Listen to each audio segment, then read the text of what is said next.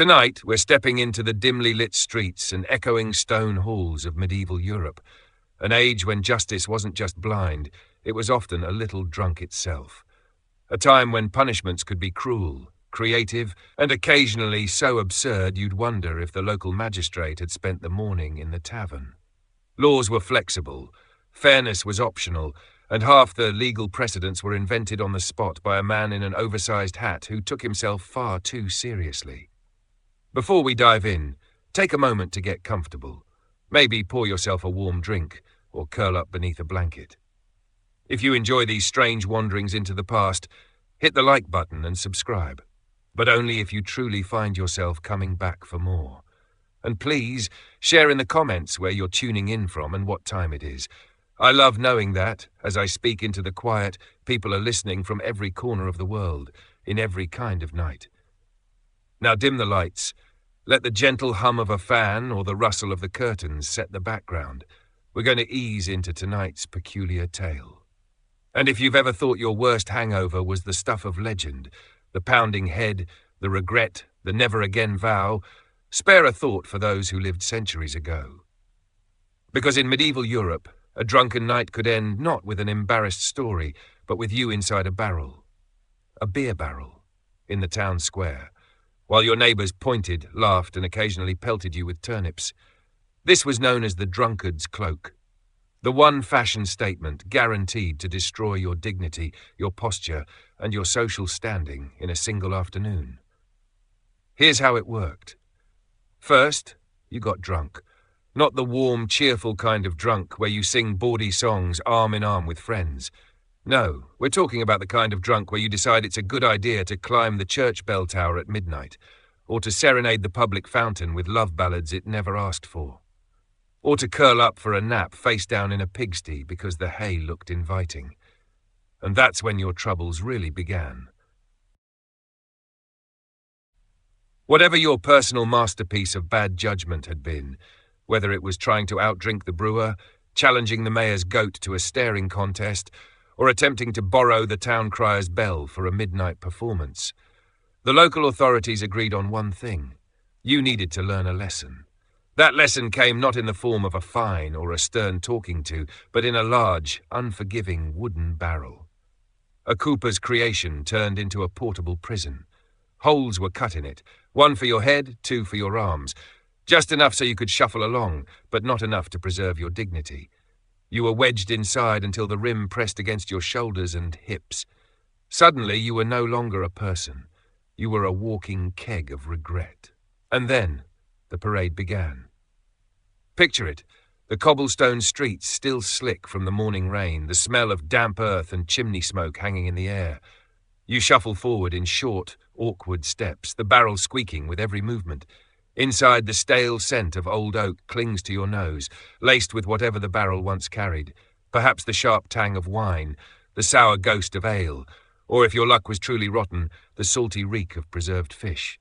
The townsfolk line the route. They jeer, they laugh, they toss scraps, wilted cabbage leaves, onion skins, the occasional overripe turnip. The local gossip finally has fresh material. The baker's apprentice whispers to the blacksmith's wife. The children, wide-eyed, point and giggle, learning an early and valuable truth. Adults can be spectacularly foolish. Every step reminds you that oak is far heavier than you thought. Your shoulders ache, your legs burn, and the chafing wood rubs your neck raw. But there is no hurrying. The whole point is to make the walk last. In some German towns, this was called the barrel pillory, Tonnenpranger, and it wasn't just for drunkards. Petty thieves, gossip mongers, and anyone the authorities wanted to shame could find themselves waddling through town like the world's saddest wine cask. In its own twisted way, it was merciful. No bones were broken, no skin branded, no body plunged into icy rivers, just the slow public erosion of your pride. In the brutal hierarchy of medieval punishments, this was the equivalent of a mild scolding, albeit one that came with splinters, aching joints, and the knowledge that everyone, from the mayor to the stable boy, would remember your little march for years to come. Still, as you trudged home afterward, shoulders aching, clothes stained, pride shredded, you couldn't help but ask yourself, was the night worth it? And judging by the hollow-eyed stare of most who wore the drunkard's cloak, the answer was always the same: a deep, wordless regret, and maybe a desperate craving for water that didn't smell like old ale. And if the drunkard's cloak was medieval Europe's walk of shame, then the cucking stool was its sit-and-splash sequel, a punishment reserved for scolds. That charmingly vague term covered a wide spectrum of so-called offences: nagging, gossiping, being overly argumentative, or, more honestly, simply being inconvenient to a man who held some sort of authority. Your crime could be leading a loud public dispute, or just pointing out that the baker's bread had gone stale. The bar for guilt was set very, very low. The setup was straightforward, if not exactly comfortable. A sturdy wooden chair, sometimes well-crafted with iron fittings, more often just a rough bench that left splinters in unfortunate places, was fixed to the end of a long wooden beam, or else suspended above water. Once you were strapped in, you were no longer a person, you were a spectacle. The punishment began not with the dunking, but with the parade. The townspeople had to be warmed up first, after all.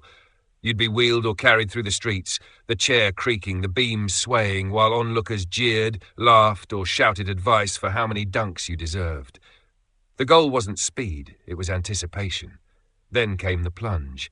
The beam swung down, the chair dipped, and you were suddenly underwater, gasping, spluttering, and, if you were lucky, swallowing only a mouthful of pond water.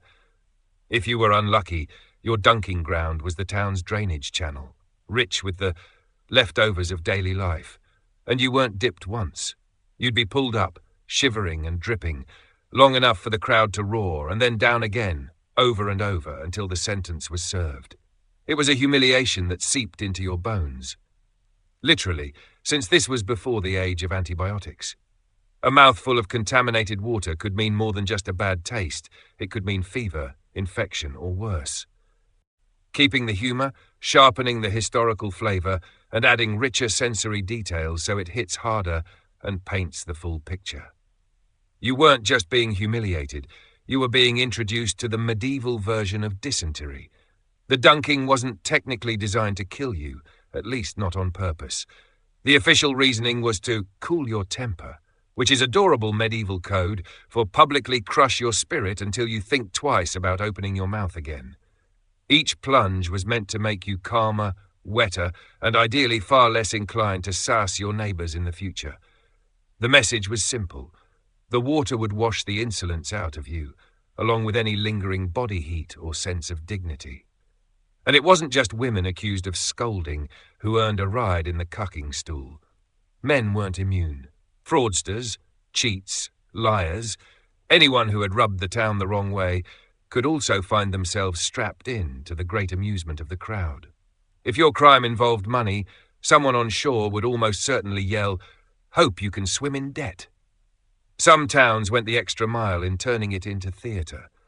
The victim might first be wheeled slowly through the streets, rattling over cobblestones, so everyone could get a good look before the main event. In other places, the beam could be swung just enough to half-dunk the condemned, leaving one side of the body soaked, hair dripping, while the other side remained painfully dry. A lopsided misery that kept the crowd shouting, "Finish the job." And then the linguistic cherry on top, the word cuck in cucking stool had nothing to do with its modern meaning. It came from the old word kuchen, meaning to defecate, which means the name literally translated to poop chair, a disturbingly accurate description when you remember the quality of certain medieval rivers, many of which doubled as the town's open sewer. So the ritual was always the same. You'd be strapped in, dunked repeatedly until the crowd decided they'd seen enough, then hauled out. Dripping, teeth chattering, clothes heavy with foul-smelling water, and most importantly, rethinking your approach to small-town politics, and possibly to personal hygiene. Medieval justice, because sometimes humiliation works best when paired with a bucket of cold water, or in this case, a badly tuned instrument you couldn't actually play.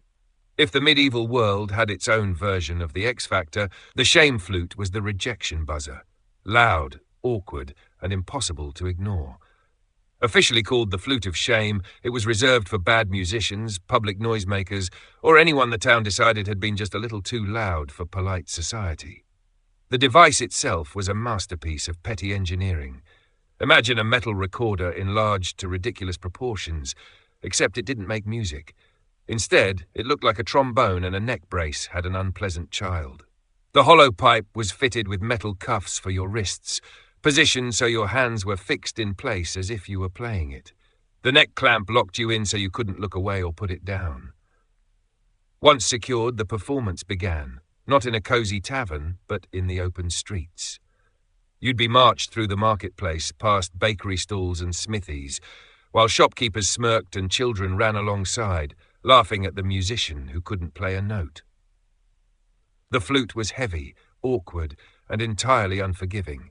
The cold metal bit into your skin, leaving dark bruises along your collarbones and forearms. The message was clear: you've annoyed us enough. Now we'll return the favour. And it wasn't just for butchering ballads or playing out of tune.